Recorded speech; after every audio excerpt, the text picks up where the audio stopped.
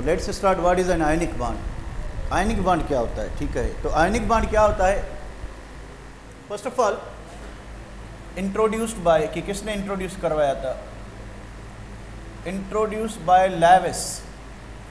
So Lewis was the scientist जिसने ionic bond introduce करवाया था। दिस वाज द साइंटिस्ट जिसने इलेक्ट्रॉनिक और आयनिक बॉन्ड इंट्रोड्यूस करवाया था। ओके उसके बाद how it is form, and ionic bond is formed This meeting is being recorded. by complete shifting of electrons, complete shifting of one or more electrons from between two kind of atoms, कि जो ionic bond है it is found by the complete shifting और transference of electron from one atom to other atom. एक atom से बिल्कुल electron निकल के दूसरे में चला जाएगा। तो ये bond two kind of atoms. अब कौन से किस्म होते हैं वो दो काइंड एटम्स की, काइंड वन जिनकी लो आईपी हो, आयनाइजेशन पोटेंशियल लो हो, they are called metals, they are called metals. अब इनकी आईपी लो क्यों होती है, due to high, due to large atomic radii, क्योंकि इनका एटॉमिक रेडियाई लार्ज होता है, इस वजह से इनकी आईपी कम होती है। और ये मेटल्स होते हैं, they belong to 1A 2A and some upper element lower elements of 3A group, ठीक है। अब इनकी आयनाइजेशन पोटेंशियल लो होने की वजह से दे लूज इलेक्ट्रॉन ईजिली, ये बिल्कुल आसानी से थोड़ी एनर्जी देंगे, ये इलेक्ट्रॉन क्या करेंगे, लॉस करेंगे, लॉस करके क्या बनाएंगे, पॉजिटिव आएंगे। दे आर या दे फॉर्म केटाइंस और पॉजिटिव आइंस इन गैस स्टेट। तो ये गैस स्टेट में केटाइंस बनाएंगे या पॉजिटिव आइन, ये काइंड वन एटम्स हो गए। नॉर्मली हम बात करें कि this bond is form between metals and non metals. तो मेटल्स की लो आईपी होती है, ये इलेक्ट्रॉन लॉस करते हैं। नॉन मेटल्स जो हैं, दूसरी जो काइंड टू एटम है कि किस किस्म के एटम्स होने चाहिए, element, these atoms are non metals।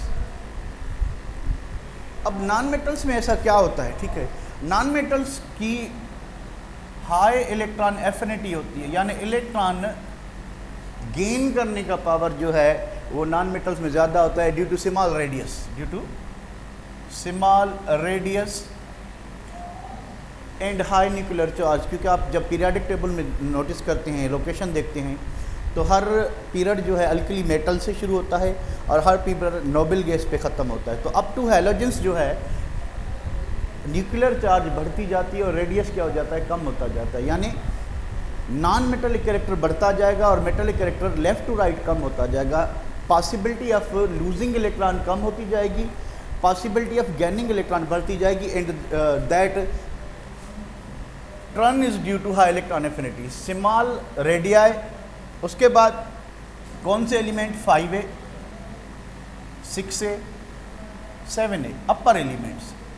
इनमें जितने लोअर होंगे उसकी इलेक्ट्रोपॉजिटिविटी ज़्यादा होगी, ठीक है। इनमें जितने ऊपर होंगे तो उनकी इलेक्ट्रोनेगेटिविटी ज़्यादा होगी, इलेक्ट्रॉन एफिनिटी ज़्यादा होगी, वो जल्दी इलेक्ट्रॉन खींचेंगे, ठीक है। उसके बाद क्या होगा कि दे गेन इलेक्ट्रॉन, दे गेन वन और मोर इलेक्ट्रॉन। तो ये कि एक से ज़्यादा इलेक्ट्रॉन गेन कर सकते हैं। उसके बाद क्या होगा कि दे फॉर्म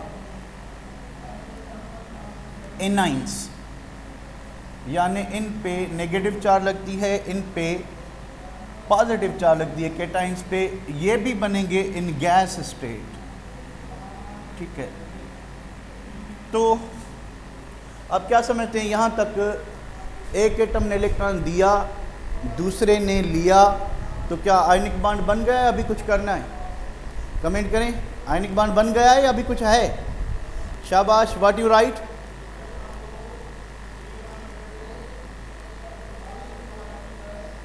नो नो, नहीं बना, बिल्कुल नहीं बना, क्योंकि यहाँ पे एक पॉजिटिव, फॉर एग्जांपल बात करें कि सोडियम आयन बन चुका है गैस स्टेट में, यहाँ पे क्लोराइड आयन बन चुका है गैस स्टेट में, पर अभी तक आयनिक बॉन्ड बनना बाकी है, क्योंकि ये भी गैस में, ये भी गैस में।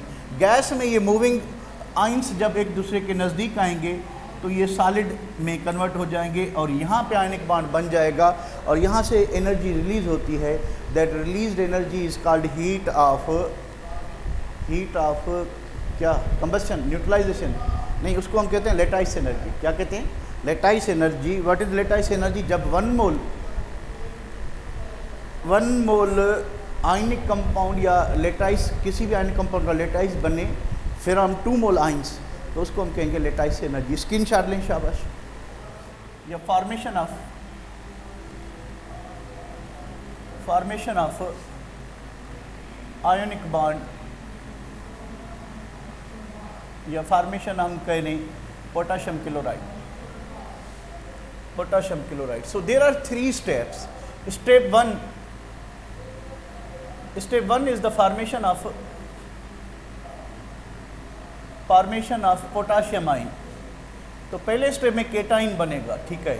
अब देखें ये पोटाशियम, इसकी कॉन्फ़िगरेशन है 2881, आखिरी शेल में 1 इलेक्ट्रॉन है। क्लोरीन गैस स्टेट में, ठीक है। क्लोरीन की आखिरी शेल में 287 इलेक्ट्रॉन्स, ठीक है। सॉरी, पहले हम सिर्फ इसकी बात करें तो इसको जब हम 419 किलो जूल पर मोल एनर्जी देंगे, ठीक है, तो इतनी एनर्जी लेने के बाद ये इलेक्ट्रॉन जो है वो निकल जाएगा। जब ये इलेक्ट्रॉन निकल जाएगा तो हमें मिलेगा पोटाशियम आयन, और उसकी नियरली किसके नियरेस्ट कॉन्फ़िगरेशन दी टू नोबल गैसेस। तो इसकी कॉन्फ़िगरेशन आफ्टर लूजिंग इलेक्ट्रॉन ये नोबल गैसेस की कॉन्फ़िगरेशन अचीव कर चुका है, ठीक है। तो इट इज़, पहली बात कि it is an endothermic step,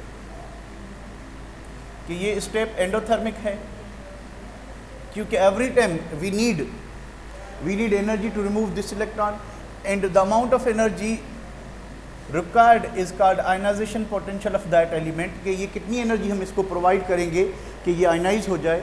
ये डिपेंड करता है कि उसकी आयनाइजेशन पोटेंशियल और आईपी वैल्यू कितना है, उस पर डिपेंड करता है, ठीक है। उसके बाद some amount of energy is required to detach or to remove valence electron. तो इसका जो वैलेंस इलेक्ट्रॉन है इसको रिमूव करने के लिए वी नीड एनर्जी। तीसरी बात कि पोटाशियम आयन हैज़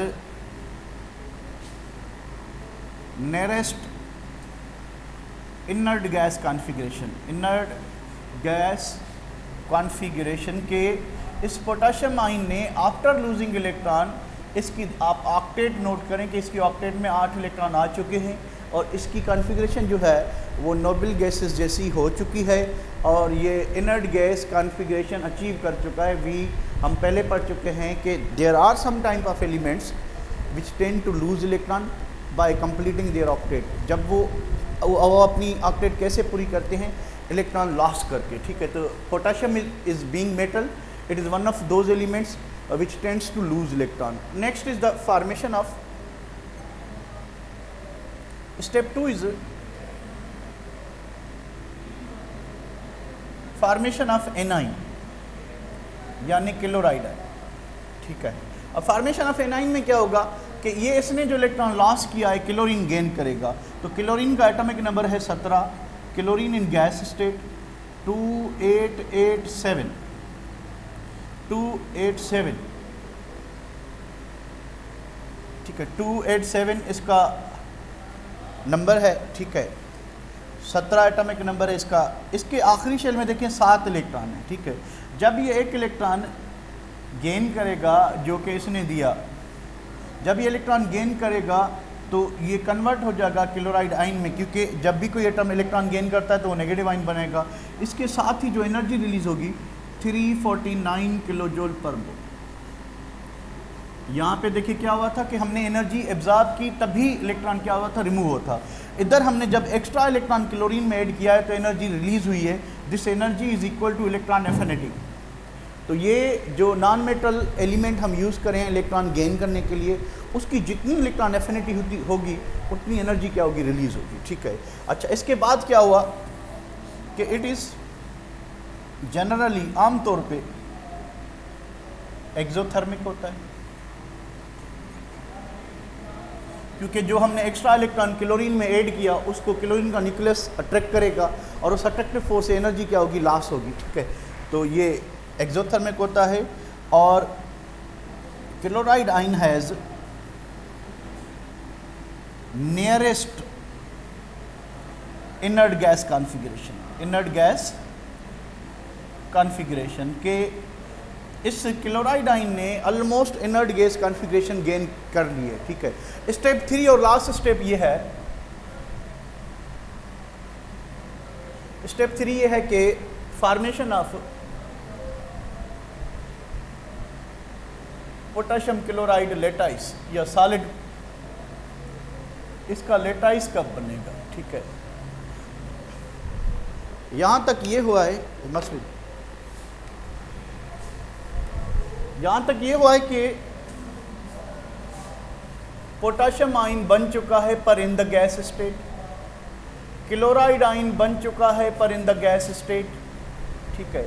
अब पोटेशियम और क्लोराइड आयन माहौल में घूमते घूमते जब एक दूसरे के नज़दीक आएंगे तो एक पे पॉजिटिव चार्ज है, दूसरे पे नेगेटिव चार्ज है, ये एक दूसरे को क्या करेंगे, अट्रैक्ट करेंगे। This attractive force is called ionic bond. ये जो पोटेशियम आयन और ये क्लोराइड आयन ये एक दूसरे के नज़दीक आए गैस से, क्योंकि अट्रैक्टिव फोर्स मजबूत होगी तो ये सॉलिड हो गए।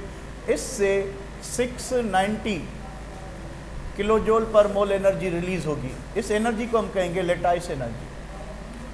इस एनर्जी को हम कहेंगे लेटाइस एनर्जी, ठीक है। ठीक है, करू। अब देखिए what is ionic bond. Ionic bond is electrostatic force. Definition क्या होगी आयनिक बॉन्ड की, एंड में डेफिनेशन कर लें। देखिए कहीं पे भी बुक में डेफिनेशन नहीं लिखी हुई। डेफिनेशन ये होगी कि ऐसी अट्रैक्टिव फोर्स जो आयंस को होल्ड करे तो उसको हम क्या कहेंगे, आयनिक बॉन्ड। तो इसकी डेफिनेशन ये है कि the electrostatic force of attraction, electrostatic force of attraction that hold two or more ions together is called an ionic bond. Is called an ionic bond. It is also called electrovalent bond भी कहते हैं इसको, ठीक है। वो ऊपर से मैंने हेडिंग हटा ली। It is also called electrovalent